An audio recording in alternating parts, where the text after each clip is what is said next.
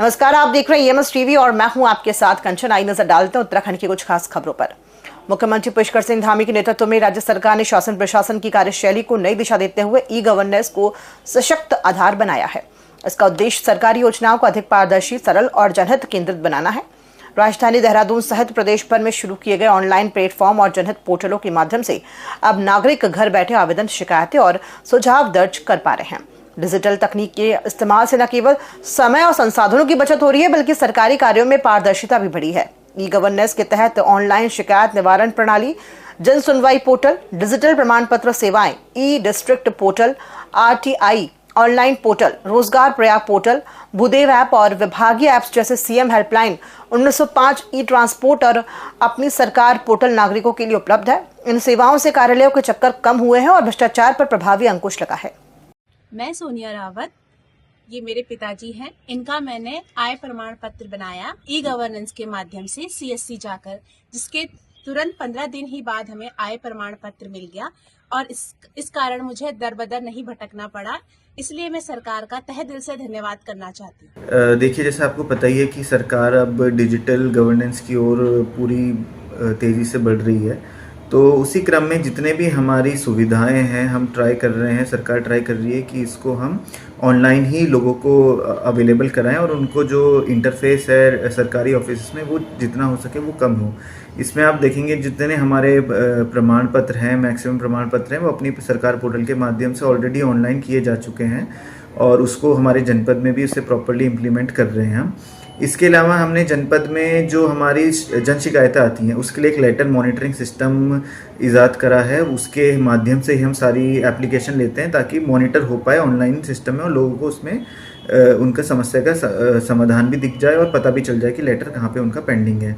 रुड़की से बड़ी खबर सामने आ रही है, जहां ठंड के बढ़ते प्रकोप के बीच उत्तराखंड राज्य आपदा प्रबंधन प्राधिकरण के उपाध्यक्ष और दर्जा प्राप्त राज्य मंत्री विनय रोहिला ने देर शाम रुड़की में औचक निरीक्षण कर प्रशासनिक महकमे को हरकत मिला दिया। राज्य मंत्री विनय रोहिला ने नगर निगम क्षेत्र के विभिन्न इलाकों में पहुंचकर शीतकालीन व्यवस्थाओं का जायजा लिया। निरीक्षण के दौरान सड़कों, चौराहों और सार्वजनिक स्थलों पर अलाव की व्यवस्था को परखा गया। औचक निरीक्षण की भनक लगते ही नगर निगम कर्मचारियों में अफरा तफरी मच गई। कहीं अलाव सुलगते दिखे तो कहीं व्यवस्थाओं को दुरुस्त करने की गड़बड़ी नजर आई। हालांकि राज्य मंत्री निगम की व्यवस्थाओं को लेकर संतुष्ट नजर आए। निरीक्षण के दौरान राज्य मंत्री विनय रोहिला ने रेलवे स्टेशन सहित अन्य स्थानों पर पहुंचकर ठंड से जूझ रहे गरीब और जरूरतमंद लोगों को कंबल वितरित किए। की तरफ से राज्य मंत्री जी के साथ में, रोहिला जी के साथ में, तो शीतलहर की जो प्रकोप हो रखा है, तो हम जगह जगह हम लोग कंबल वितरण कर रहे हैं। जो लावा जल रहा है उसका हम नगर निगम की तरफ से चल रहा है। तो हम यही कहना चाहते हैं कि आज हमने यहाँ पे जो शीतलहर है तो हमने कंबल का वितरण किया है सबने। पूरे प्रदेश के अंदर शीतलहर चल रही है। शीतलहर के प्रकोप में मनुष्य हानि ना हो, पशु हानि ना हो, लोगों को ठंड के प्रकोप से बचाया जा सकता है। इसी क्रम में माननीय मुख्यमंत्री जी ने आपदा प्रबंधन विभाग को निर्देश दिए थे कि समुचित व्यवस्था की जाए।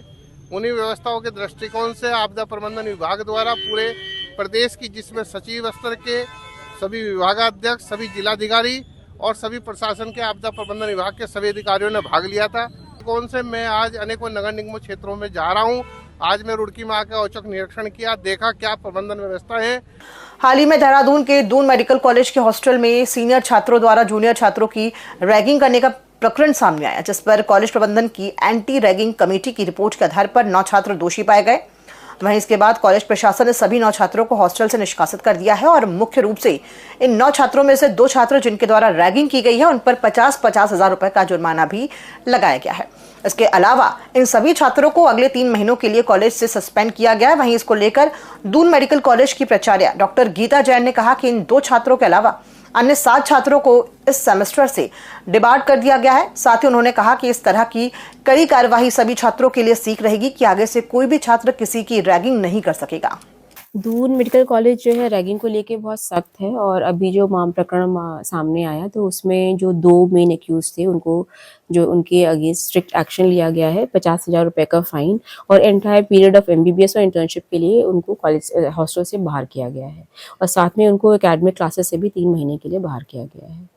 अब बाकी जो कुछ 7 छात्र और पाए गए थे जो उसमें इन्वॉल्व थे तो उनको भी जो है हॉस्टल से निष्कासित किया गया है और क्लासेस से डिबार किया गया है। समान अधिकार और एक समान कानून की दिशा में देश को नई राह दिखाने वाली उत्तराखंड की ऐतिहासिक पहल समान नागरिक संहिता यूसीसी को 27 जनवरी को 1 वर्ष पूरा हो जाएगा। इस मौके पर राज्य सरकार इसे केवल सरकारी आयोजन नहीं बल्कि सामाजिक चेतना और न्याय के उत्सव के रूप में मनाने जा रही है।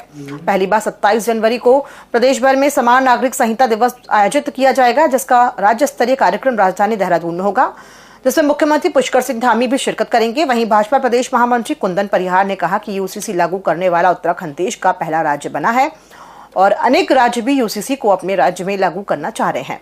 उन्होंने कहा कि उत्तराखंड में जो यूसीसी कानून बना है वो पूरे देश के लिए नजीर बने। निश्चित रूप से संपूर्ण देश भर में जो इस उत्तराखंड प्रदेश ने और आदरणीय मुख्यमंत्री पुष्कर सिंह धामी जी ने यूसीसी को लागू किया था, उसके कारण से आज अनेक राज्य इसमें अध्ययन कर रहे हैं और वो भी अपने अपने राज्य में इसको लागू करना चाहते हैं।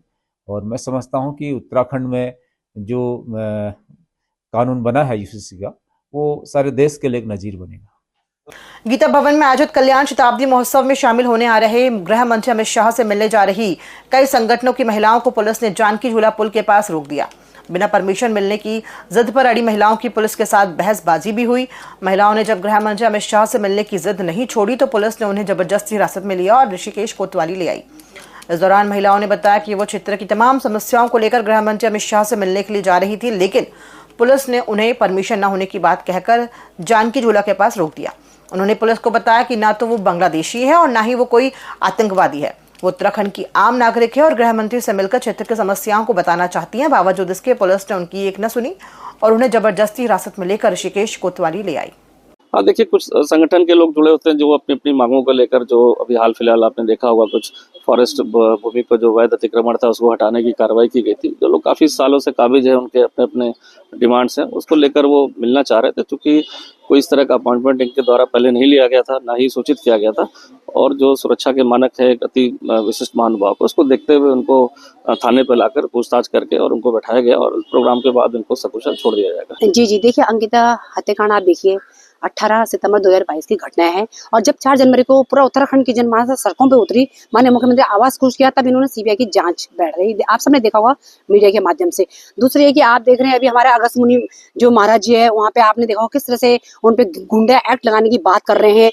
यहाँ उत्तरकाशी में देखिए कूड़ा करकट पूरा निकल रहा है, पूरा गंगा में जो कूड़ा जा रहा है। तमाम मुद्दों को लेकर आज हम अमित शाह जी से मिलना चाह रहे थे, लेकिन हमको मिलने नहीं दिया गया, हमें गिरफ्तार करके ऋषिकेश कोतवाली लेके आ गई लोग। आज हम लोग जा रहे थे, अमित शाह जी आ रहे हैं यहाँ पर स्वर्गाश्रम में, तो हम अपनी एक छोटी सी बात रखने जा रहे थे वहाँ पर कि हमारे अंकिता को न्याय मिलना चाहिए।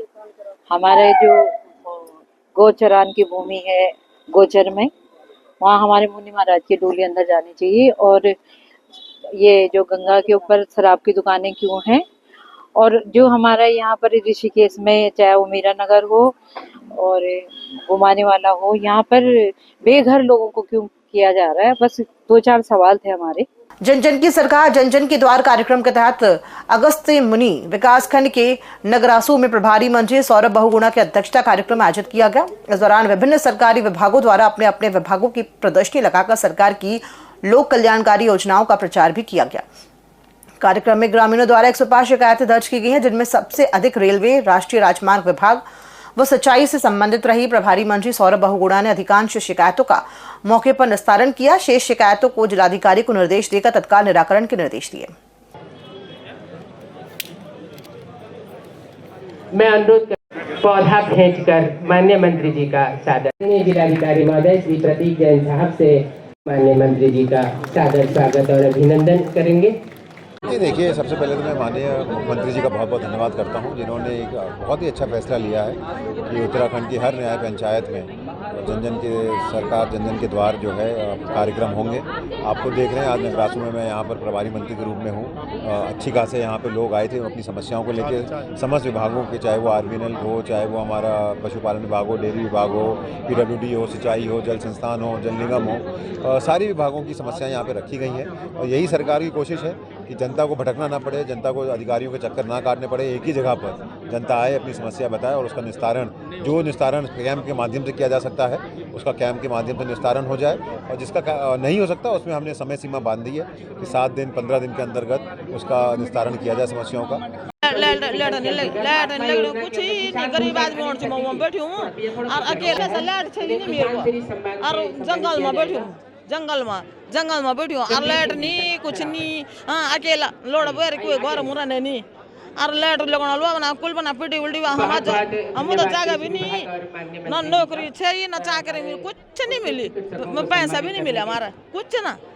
हाँ और न माल नौकरी मिल लोडू और तो प्लेयर तो जा कम से कम वो झोपड़ा पे बैठी मैं टूटू झोपड़ो जो बुआ देख देख ले तो मैं क्या करना टूटू झोपड़ो जो मेरे और ये की मुझे अफवार ये हाँ बाग अब देख ले तुम। और जन जन के द्वार कार्यक्रम आज नगरासू में आयोजित हुआ है और मैं मुख्य कृषि अधिकारी रुद्रप्रयाग के रूप में यदि बात करूं तो हमारे विभाग से संबंधित यहाँ पे कुल 5 शिकायतें आई, जिसमें एक जियो लाइन टैंक की मांग का आवेदन किया गया और बाकी 3 जो है कृषि घेरवाड़ से संबंधित थी और एक जो है पीएम किसान से संबंधित थी। तो जियो लाइन टैंक को हमने अगले वित्तीय वर्ष के लिए प्रस्तावित कर दिया गया, जिससे लाभार्थी को बता दिया गया। इसके साथ साथ जो 3 हमारी कृषि घेरवाड़ की जो मांग थी उसको भी मंत्री जी से हमने डिस्कस करके अवगत करा दिया है। तो आगामी जो भी जिला योजना हमारी प्रस्तावित होगी तो डीपीसी में ही वो प्रस्ताव सारे रखे जाएंगे और डीपीसी ही उसमें अंतिम रूप से चयनित करेगी।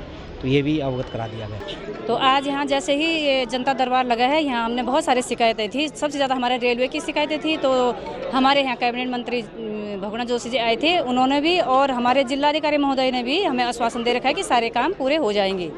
हमारे सिंचाई से कहीं संबंधित वो थी, अधिकारी भी आए थे, तो सबने आश्वासन दे रखा कि हो जाएगा। और कई लोगों की अपनी व्यक्तिगत समस्याएं भी थी, वो भी यहाँ पे उनका भी निवारण यहीं पे हुआ। हमारे राशन कार्ड से संबंधित थी, हमारे आधार कार्ड से संबंधित थी और विकलांग से संबंधित थी। हमारे 2 विकलांग बच्चे थे, तो उनका भी आज सीएमओ साहब ने मुझे आश्वासन दे दिया है कि 2 तारीख उनका भी विकलांग सर्टिफिकेट बन जाएगा। काश्तकार हूँ, तो कृषि विभाग से मेरा पानी जो घर से 500-600 मीटर दूरी पे सर, जो अभी तक नहीं हुई। तो मैंने ये जन जन की सरकार में अपना प्रस्ताव रखा है। तो जो प्रस्ताव रखा था सर, उन्होंने कहा कि इस पर कृषि विभाग के अधिकारियों से भी बात हुई थी, तो उन्होंने संज्ञान में लिया है। तो देखते हैं सर ये कब तक होता है। खबरों में फिलहाल इतना ही, दीजिए इजाजत, नमस्कार।